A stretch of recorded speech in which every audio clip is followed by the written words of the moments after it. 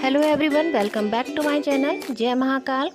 मृत्यु जब और जहां आनी होती है इंसान वहां निश्चित समय पर कैसे पहुंच जाता है, सुनिए पौराणिक कथा। मानव जीवन में समय, परिस्थिति और स्थान बड़ी भूमिका अदा करते हैं। कई बार जो कुछ भी घटित होता है उसी के अनुरूप परिस्थिति बनती चली जाती है। कलयुग में एक ही चक्रवर्ती सम्राट हुए हैं और वो हैं सम्राट विक्रमादित्य, जिनके नाम पर भारतवर्ष में विक्रम संवत की शुरुआत हुई। विक्रमादित्य एक बहुत ही पराक्रम, विद्वान, कुशल, प्रजापालक, धर्मज्ञ एवं परोपकारी राजा थे।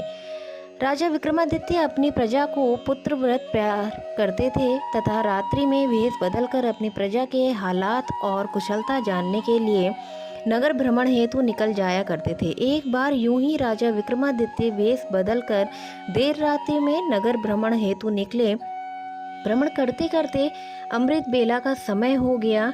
उनके पांव फटने लगे थे। भोर के इस समय राजा विक्रमादित्य नगर की परिक्रमा वाले मार्ग से गुजर रहे थे।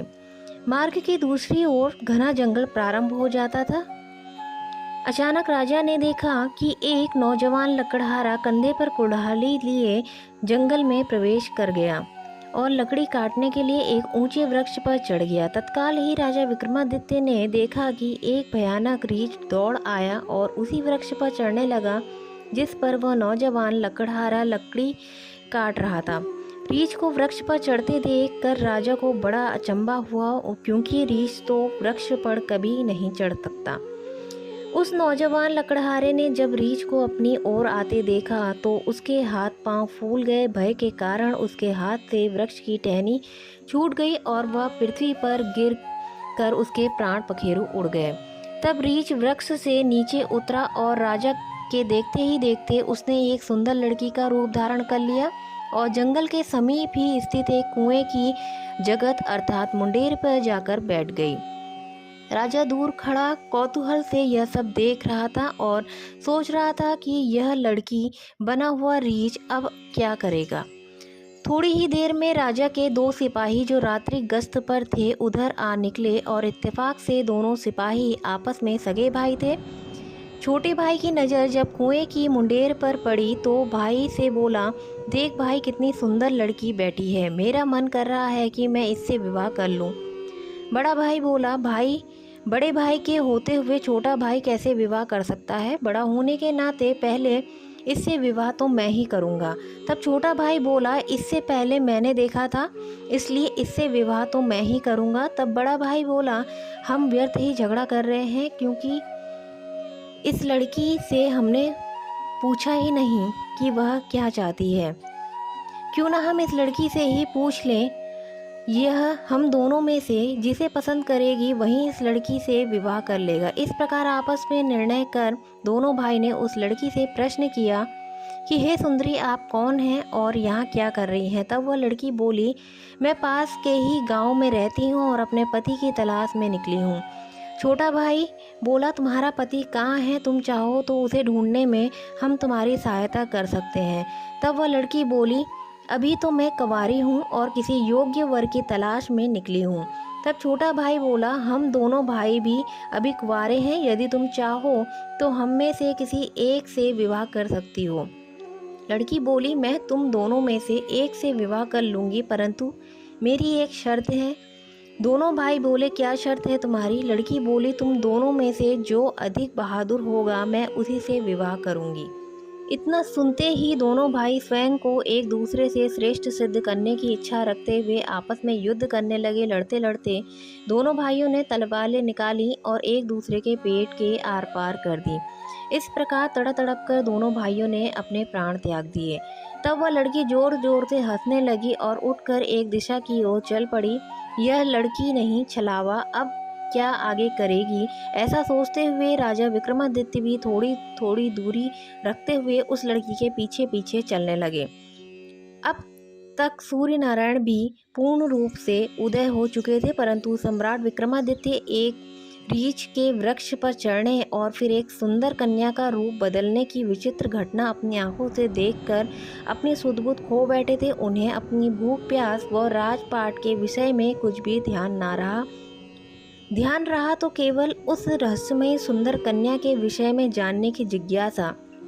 अतः उस सुंदर लड़की का सावधानी पूर्वक दूरी बनाकर रीछ के रूप धारण करते करते लगभग 200 कदम आगे चलने के बाद राजा विक्रमादित्य के विस्मय की सीमा ना रही, क्योंकि राजा विक्रमादित्य के देखते ही देखते एकाएक वह सुंदर लड़की अब एक लड़की नहीं अपितु एक जहरीली नाग का रूप धारण कर चुकी थी।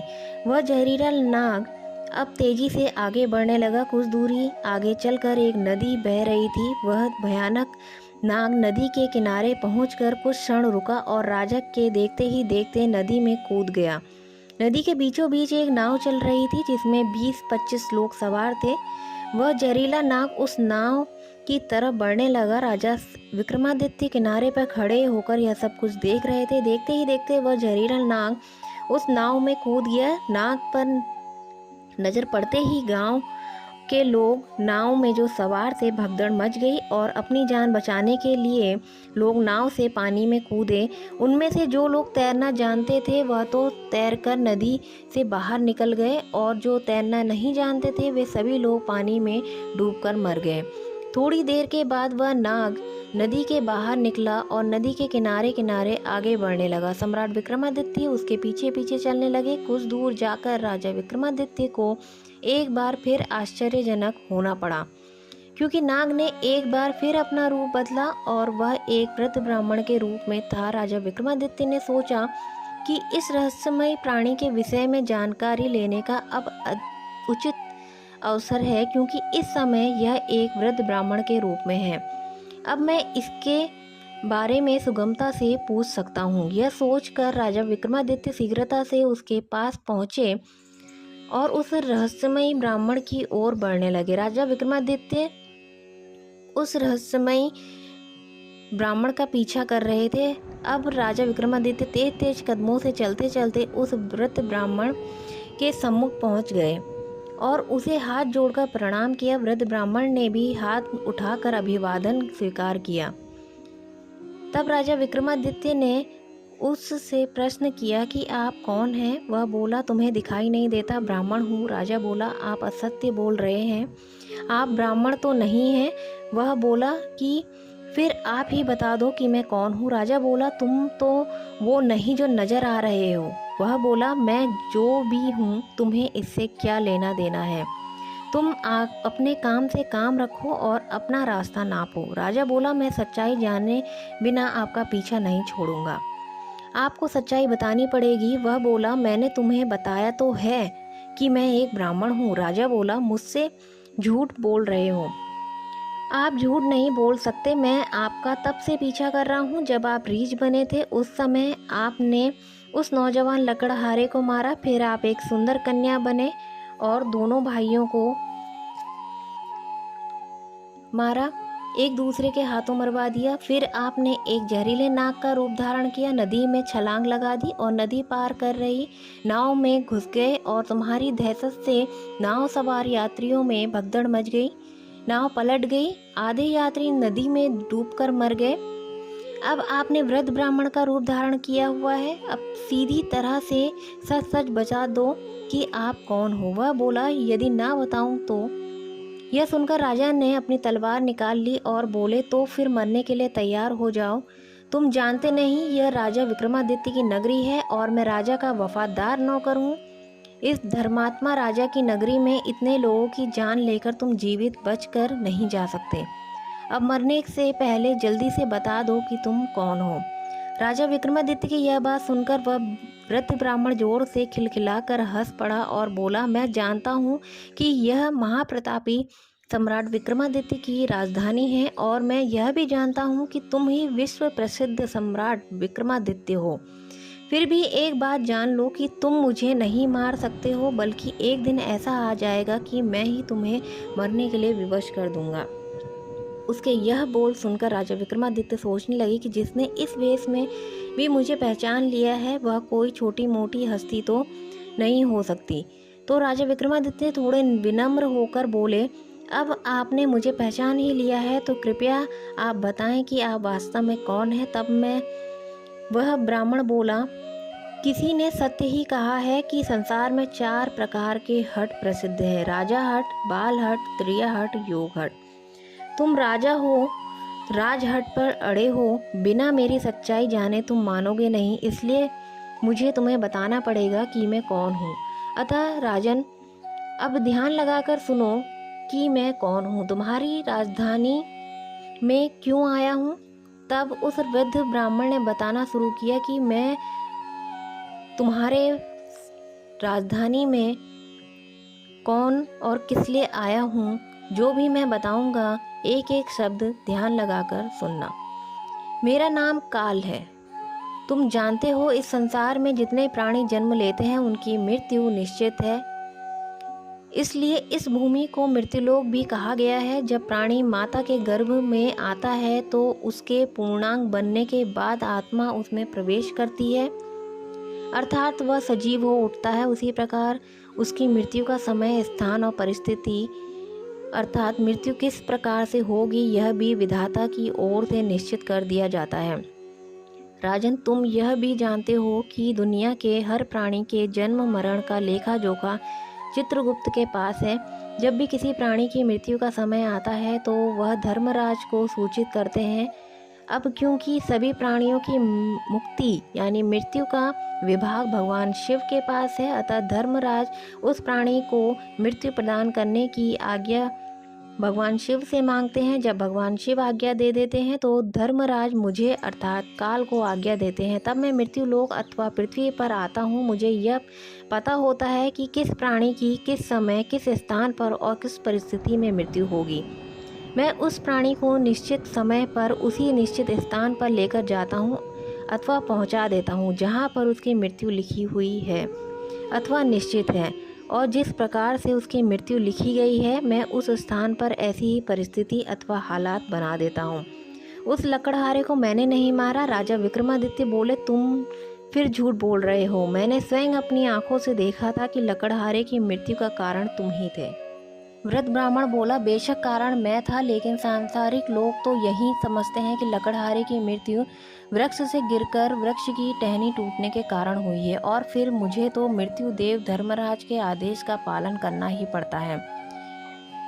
उसकी मृत्यु वृक्ष पर से गिरने के कारण लिखी गई थी, इसलिए मैंने रीछ बनकर वैसे ही परिस्थितियां व हालात पैदा कर दिए।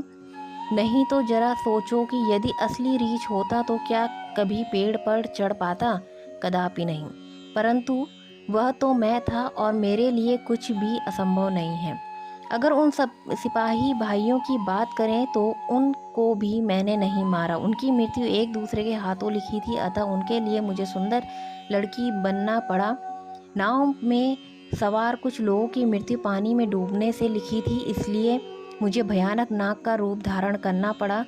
राजन, मुझे लगता है कि अब तो आप अच्छी तरह समझ गए होंगे कि मैं कौन हूँ और तुम्हारी नगरी में क्यों आया था, और यह भी समझ गए होंगे कि समय, स्थान और परिस्थितियाँ की सांसारिक प्राणी के जीवन में कितनी बड़ी भूमिका होती है। राजा विक्रमादित्य ने वृद्ध ब्राह्मण रूपी काल की बात बड़े ध्यान से सुनी और गंभीर हो गए। काल कहने लगा, राजन, अब मैं चलता हूँ। राजन विक्रमादित्य बोले कि हे कालदेव, आपने मुझे बहुत अच्छी जानकारी दी है, जिसके लिए मैं आपका बहुत आभार व्यक्त करता हूँ। कृपया जाने से पहले मेरे एक और प्रश्न का उत्तर देते जाइए। कालदेव बोले, पूछो, क्या पूछना चाहते हो? शीघ्र पूछो, मेरे पास इतना समय नहीं है। राजा विक्रमादित्य बोले, कृपया करके मुझे बताइए कि मेरी मृत्यु कब, किस स्थान पर, किस प्रकार होगी। कालदेव बोले, राजन, मैं यह तो बता सकता हूँ कि तुम्हारी मृत्यु कहाँ और किस प्रकार होगी, परंतु यह नहीं बता सकता कि तुम्हारी मृत्यु कब होगी। राजा विक्रमादित्य बोले, हे कालदेव, मृत्यु का समय बताने में आपको क्या आपत्ति है? कालदेव बोले, हे राजन, यदि मैंने पहले ही आपको मृत्यु का समय बता दिया तो इसी क्षण से आप चिंताग्रस्त हो जाओगे, और आप तो जानते ही हो कि चिंता चिता समान होती है। अभी तो आपको अपने शासनकाल में बहुत से शुभ और जन कल्याण के कार्य करने हैं।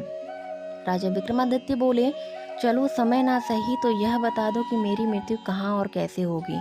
कालदेव बोले, सुनो राजन, तुम्हारी मृत्यु तुम्हारे ही महल में सीढ़ियों पर से पांव फिसल कर गिरने से कारण से होगी। इतनी बात सम्राट विक्रमादित्य को बताकर वृद्ध ब्राह्मण रूपी काल शीघ्रता से एक दिशा की ओर चल पड़े और कुछ दूर जाकर विलुप्त हो गए। इस वक्त तक सूर्य भगवान भी पूर्ण रूप से अस्त हो चुके थे। चारों तरफ अंधकार छा गया था। राजा विक्रमादित्य अब तक शारीरिक और मानसिक रूप से थक चुके थे, अतः उन्हें मन में गहन सोच विचार लिए हुए तेज कदमों से अपने महल की ओर प्रस्थान कर गए। और आगे चलकर सचमुच में ऐसा ही हुआ। राजा विक्रमादित्य की मृत्यु अपने महल की सीढ़ियों से फिसल कर गिरने से ही हुई थी। इस कथन की पुष्टि इतिहासकारी ने भी की है। तो दोस्तों, वीडियो पसंद आई हो तो लाइक शेयर कमेंट करें, सब्सक्राइब जरूर करें। जय Mahakal. Thank you for watching.